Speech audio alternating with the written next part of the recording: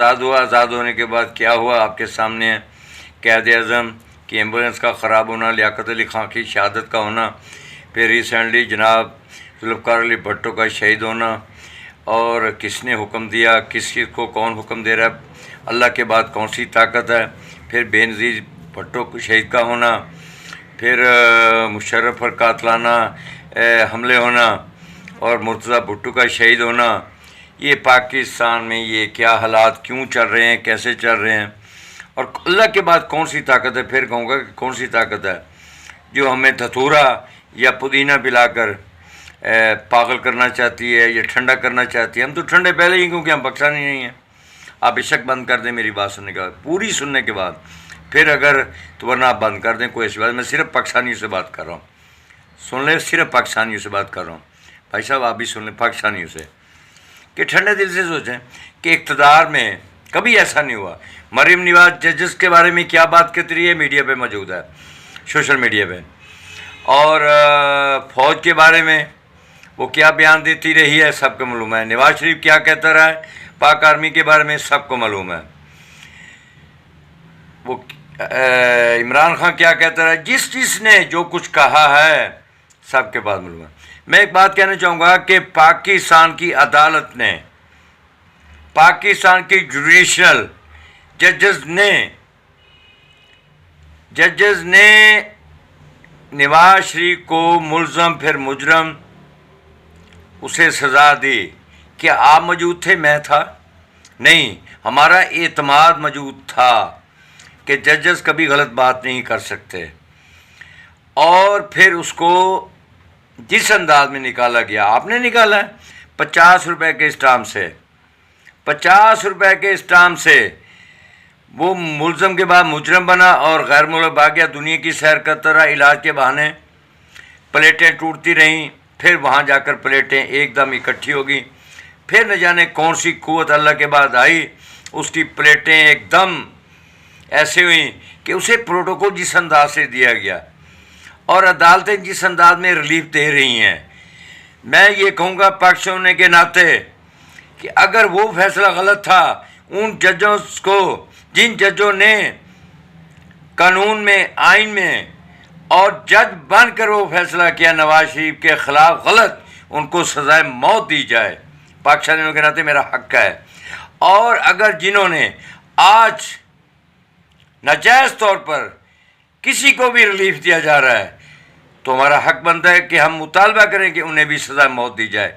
کوئی ایک تو جھوٹا ہے، جج کبھی جھوٹے نہیں ہوتے، جج کبھی کسی کے تلوے نہیں چاٹتے، جج مر جائیں گے۔ لفظ سنیں، جج ایک منصب ہے، اللہ کے بعد بہت بڑا منصب ہے، جج مر جائے گا، دباؤ میں آ کر فیصلہ نہیں کرے گا۔ کبھی ہمیں امپورٹڈ اسپورٹڈ پتہ نہیں کیا کیا کہا جا رہا ہے، سیاست میں کیا کچھ کہا جا رہا ہے۔ میں پھر کہوں گا 9 مئی کا واقعہ جس نے کیا، جیسے کروایا، وہ جو بھی ہے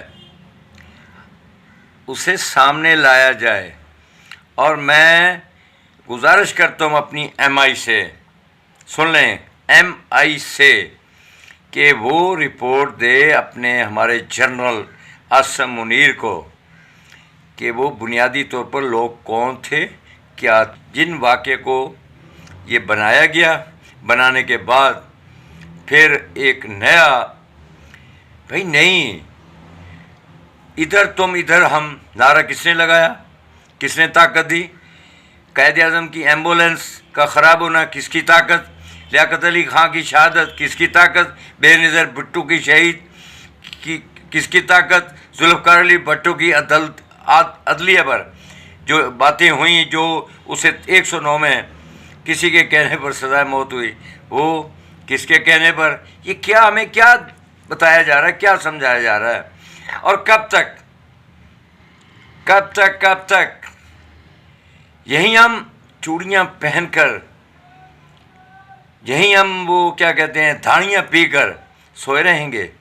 نہیں، یہ لاڈلا جو آیا اب اپنا یہ پوری دنیا کی فتوحات حاصل کرنے کے بعد، اس کی کیا اوقات ہے؟ بھٹو کی کیا اوقات تھی کہ ادھر تم ادھر ہم کا نعرہ لگاتے؟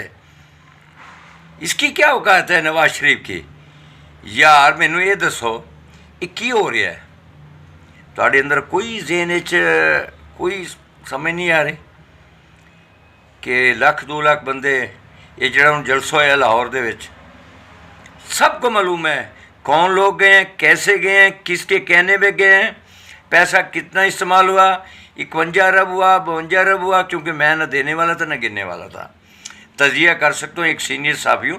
سن 79 سے میں نے جرنلزم پولیٹیشن میں قدم رکھا تھا, جب دونوں طبقات میں حرمت تھی. سن لے, خدا کی قسم, جرنلزم میں بھی حرمت تھی, جرنلسٹ میں بھی, وہ پولیٹیشین میں بھی حرمت تھی. آج دونوں طبقوں میں حرمت نہیں, ایک لفافہ دے رہا ہے, ایک لفافہ لے رہا ہے.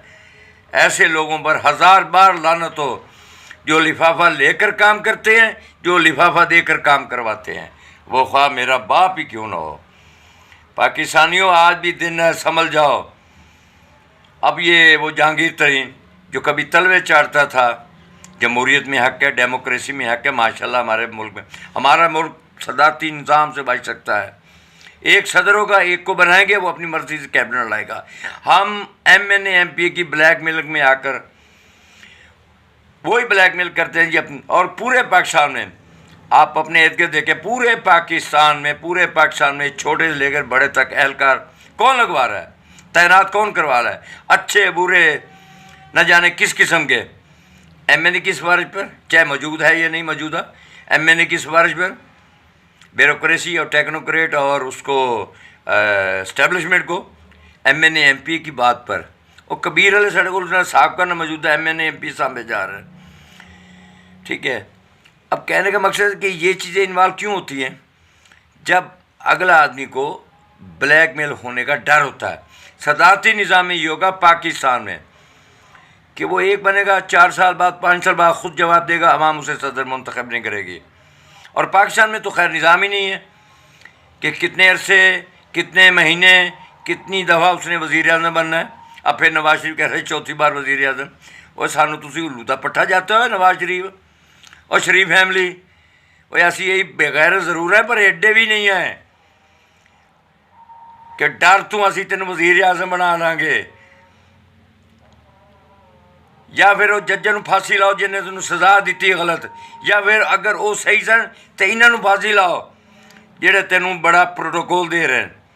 انہوں نے کس قانون کے تحت تیری سزا تینوں دیتی, اور یہ کس قانون کے تحت تمہیں سزا سے بچا رہے ہیں, کس کے کہنے پر؟ اللہ کے بعد. اور پھر کہوں گا نہ ڈر نہ خوف, میں پاک آرمی پر بھروسہ کرتا ہوں, لیکن 1 2 3 پر 4 پر 5 پر نہیں کرتا. وہ انفرادی حیثیت میں لوگ ہوتے ہیں. پاک آرمی آج بھی ہے اور تب تک رہے گی جب تک ہم زندہ ہیں, اور پاکستان کی بقا کے لیے پاک آرمی کو ہونا ضروری ہے. ہم تو جس طرح میں بھی پاک آرمی میں ان کی ٹریننگ میں کوارٹر ماسٹر حوالدار ملتان, مجھے GHQ ملتان نے M4 رائفل میں کب مجھے ملا ہوا ہے. میں نے بھی کرنل کے ساتھ بھی بیٹھا ہوں, بڑے بڑے لوگوں کے ساتھ, اپنے افسروں کے ساتھ بیٹھا ہوں. آج اس لیے اگر زبان میں سچ ہے تو میں نے زیادہ کھانا اپنے ملک کا اللہ کے بعد پاک آرمی کے ساتھ بیٹھ کر کھایا ہے. پاک آرمی کو گالی دینے کی, برا بھلا کہنے کی ضرورت نہیں ہے. صرف یہ کہوں گا کہ ہم یس سر ہیں, اپنے ارد گرد تلاش کر رہے ہیں اپنے دشمنوں کو. پھر کہہ رہا ہوں, اپنے ارد گرد تلاش کرو اپنے دشمنوں کو. اور اس کے بعد کیا کہوں گا کہ پاکستان کا اللہ حافظ نہیں, پاکستان اپنی جگہ پر مضبوط ہے. ہمیں یہ سوچنا ہوگا کہ ان لوگوں کا, بد کردار لوگوں کا احتساب, محاسبہ کیسے کرنا ہے. کسی سے ڈرنا جھکنا نہیں, خواہ کتنی بڑی طاقت کیوں نہ ہو, فقط اللہ. اللہ اکبر.